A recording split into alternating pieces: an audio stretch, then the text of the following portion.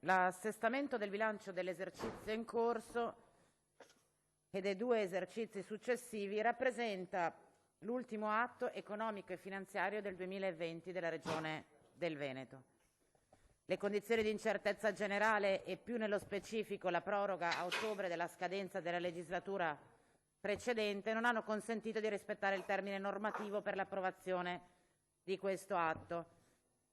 E dunque ci ritroviamo ad affrontare questo importante passaggio nel momento in cui manca poco più di un mese alla fine dell'anno e sostanzialmente in contemporanea alla sessione di bilancio di previsioni. Questi elementi, a nostro giudizio, avrebbero dovuto essere tenuti in considerazione nella redazione del progetto di assestamento. Invece, e cercherò di spiegare il perché, a nostro giudizio per l'assestamento 2022 questo non è avvenuto. Naturalmente il documento è in linea con i principi contabili, la normativa vigente, assicura l'equilibrio finanziario, apporta le necessarie variazioni sulla base della consistenza dei dati dei consuntivi del 2019, come ben ha illustrato il Presidente Sandonà. Per quanto invece riguarda i punti principali sotto il profilo economico e finanziario, mi limiterò a citare quelli a nostro giudizio più significativi.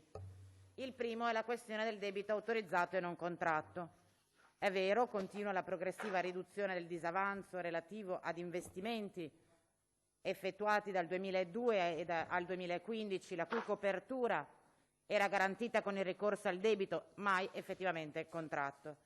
Nel 2014 ammontava a quasi 2 miliardi e oggi è arrivato a qualche centinaio di migliaia di euro. È certamente positivo, lo voglio sottolineare, il fatto che l'indicatore del DANC scenda progressivamente e quindi l'impegno costante nella sua riduzione va riconosciuto. È meno positivo il meccanismo di rientro dal debito previsto, quantomeno per la difficoltà connessa alla possibilità di programmare nel lungo periodo l'attività di rientro, cioè noi stiamo pagando con della liquidità che potremmo avere a disposizione un debito che risale ad anni precedenti. Con questo assestamento riduciamo il DANC di 225 milioni, a cui ovviamente corrisponde la riduzione del ricorso al debito. Ma al netto di queste, considerazioni generali, io credo che l'elemento più rilevante sotto il profilo economico di questo intervento deriva dall'iniziativa del Governo contenuta nel decreto legge 34 del maggio 2020 e delle conseguenti e coerenti deliberazioni di Giunta. All'articolo 11, infatti, del decreto del Governo si prevede che, al fine di concorrere ad assicurare alle Regioni le risorse necessarie per l'espletamento delle proprie funzioni in conseguenza della possibile perdita di entrate connesse all'emergenza Covid, in particolare in relazione alla sospensione dei pagamenti di atti di accertamento fiscale e tributario, è istituito un fondo di 1,5 miliardi a favore delle Regioni, con l'impegno peraltro di verificare a consultivo la congruità di questo stanziamento ed eventuali necessarie integrazioni.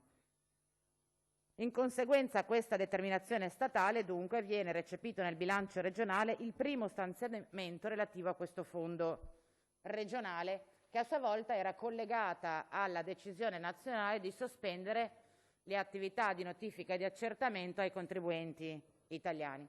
Questi due fatti insieme producono i 3 eventi rilevanti ai fini dell'assestamento. In primo luogo viene registrata una riduzione delle entrate correnti correlata alle disposizioni nazionali e regionali che sospendono le notifiche degli atti di controllo e di accertamento, in riferimento in particolare alla tassa automobilistica regionale.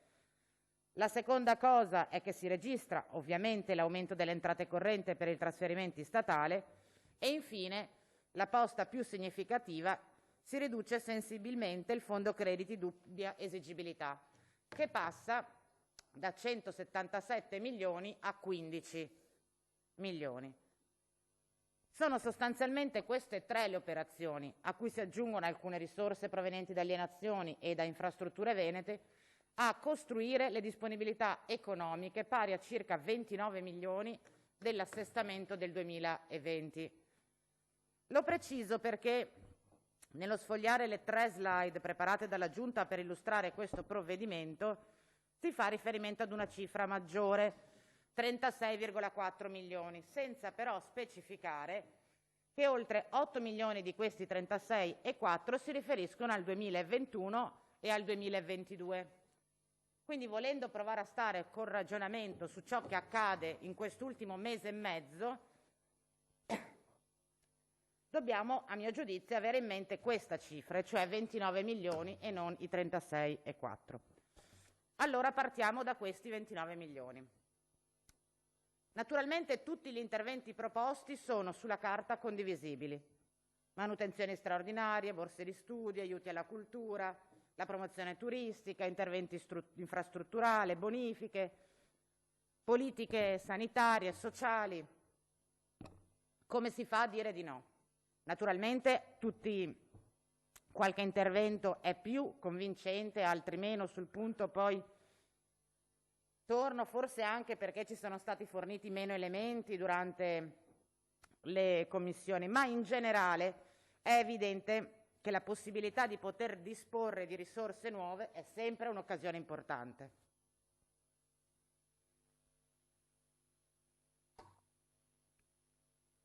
Cercherò dunque di entrare nel merito solo di quegli interventi che generano qualche perplessità in più e cercherò di spiegare le ragioni di questa perplessità. Primo, gli interventi sulla cultura. Sono stanziati 250.000 euro per la missione 5. 200.000 euro sono interventi per il sistema del cinema, ci avete detto. Nello specifico ci avete riportato di sostegni alle sale cinematografiche. Ora sul punto si aprono diversi problemi. Il primo, più tecnico. Non mi risulta che la legge 25 del 2009, quella che avete richiamato come fonte per il finanziamento, preveda la possibilità di erogare contributi diretti a fondo perduto. Il secondo, legato alla quantificazione, perché la quantità di sale è tale da far apparire lo stanziamento realmente sottodimensionato, qualora l'obiettivo sia fornire un contributo economico serio ad ogni sala cinematografica.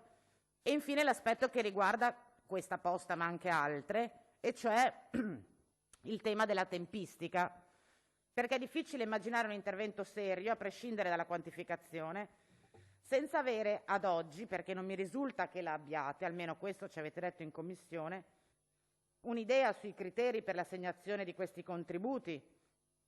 E il mese che abbiamo di fronte, poco più, ci sembra davvero poco per inventarsi qualcosa. Secondo, il tema delle Olimpiadi.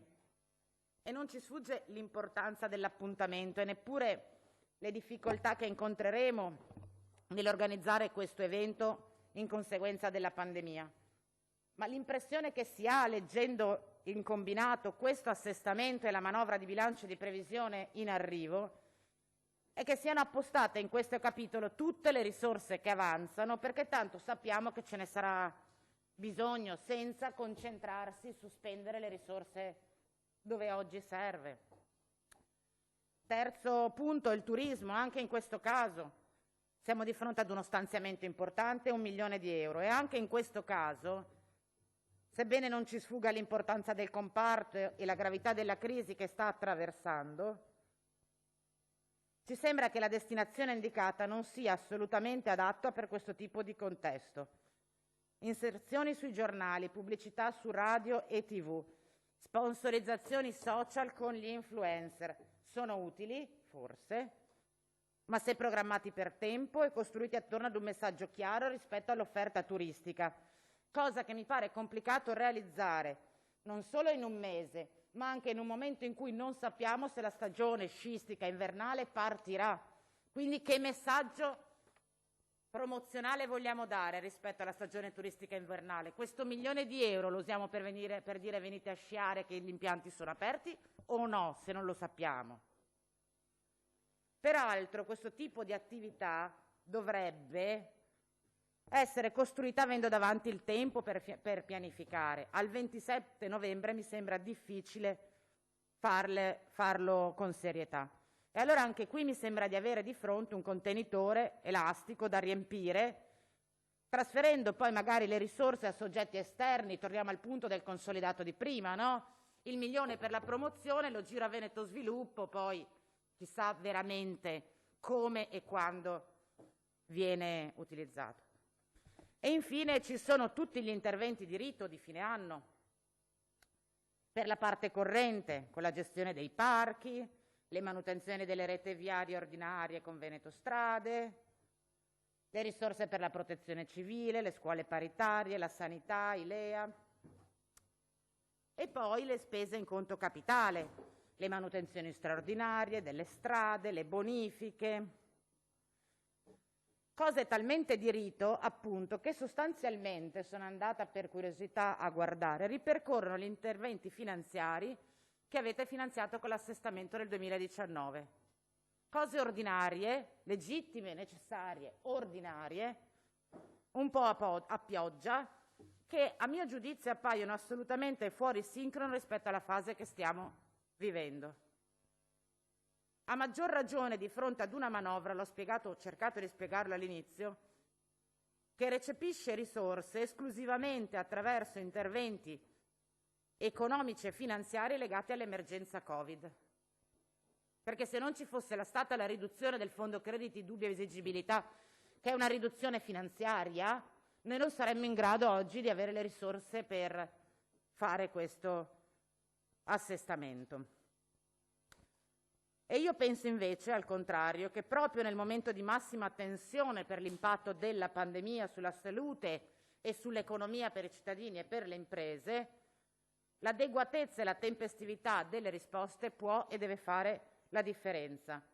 E dunque questa manovra di assestamento, in questo novembre inoltrato, in piena pandemia, non è un assestamento qualunque e non può essere costruita con i criteri, i metodi e le abitudini con cui normalmente vengono costruite le manovre di assestamento. Oggi e ora non possiamo permetterci la solita lista della spesa divisa per assessorati, per quote, per pesi, divisa per consuetudine, divisa per routine. E allora con questi 29 milioni dobbiamo partire non da come li dividiamo tra i vari assessorati, ma da cosa serve ai cittadini veneto in questi anni, finale di anno drammatico. Questa è la domanda a cui avremmo dovuto poter rispondere con questa manovra di assestamento. Prima di tutto sanità e io aggiungo persone, perché malgrado gli sforzi organizzativi e logistici di questi anni, la pandemia ci riconsegna un panorama di difficoltà che non pensavamo neanche probabilmente di avere, a partire dalla medicina territoriale di base, la sua capacità di reazione, il personale sanitario, un sistema che funzionava è messo in crisi in questo momento. E poi mi verrebbe da dire il secondo grande tema, il lavoro, anzi i lavori. L'emergenza ha amplificato le diseguaglianze esistenti nel mondo del lavoro, scavando, accentuando il solco tra chi è più e chi è meno protette.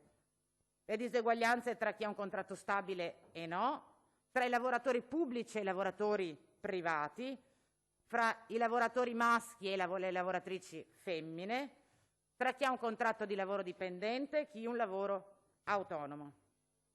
Ecco dunque, secondo me, questa manovra non avviene nell'ordinaria, ma si colloca dentro una crisi di persistente, preoccupante, crescente emergenza sanitaria che ha evidenti e pesanti risvolti sulla vita economica e sociale delle persone. E quindi c'è la necessità di una risposta sanitaria, e su questo stiamo lavorando, ma c'è anche un'urgenza di risposte sul piano economico e sociale, affinché ad una pandemia, quella della salute dei cittadini, non si sommi un'altra pandemia, quella delle diseguaglianze e della povertà. Quindi noi pensiamo che questa manovra avrebbe dovuto essere disegnata in maniera completamente diversa. Occorrono interventi di sostegno alle categorie economiche più danneggiate dalla crisi e interventi di sostegno alle categorie sociali più danneggiate nella loro fragilità. E allora, se anche è legittimo forse avere opinioni differenti circa le misure più idonee da assumere, non è concepibile ignorare la portata dell'emergenza e delle necessità che abbiamo davanti, soprattutto in una fase in cui è decisivo non solo il quanto e il come, ma anche il tempo che impiegano le risorse ad arrivare, perché mai come oggi il fattore tempo conta esattamente tanto quanto il valore economico. E io penso che la fase in cui la Regione si limiti ad indicare i problemi al Governo e a sperare che il Governo ci dia le soluzioni è una fase che deve finire. Abbiamo 30 milioni di euro, abbiamo un mese di tempo davanti, a nostro giudizio avrebbero dovuto essere impiegati con questo tipo di finalità. Questo tipo di manovra ci saremmo aspettati in questo fine d'anno. Una manovra in grado davvero di destinare le risorse libere alle vere emergenze, quelle che non hanno più tempo, quelle che si fondano sulle preoccupazioni e sulle angosce, quelle che servono semplicemente davvero ai veneti. E invece purtroppo non è così. Non ci sono ristori straordinari per le imprese, non ci sono contributi per commercianti e terziario, non ci sono sovvenzioni per gli operatori turistici, non ci sono i sostegni aggiuntivi per i lavoratori. Vado a concludere. Ecco, Presidente, io credo che questo sia il tema vero. Un assestamento di bilancio in cui ci sono gli assessori e le loro quote, ma non ci sono i veneti. Un assestamento di bilancio in cui ci sono gli equilibri finanziari, ma non ci sono, a nostro giudizio, le preoccupazioni vere delle persone.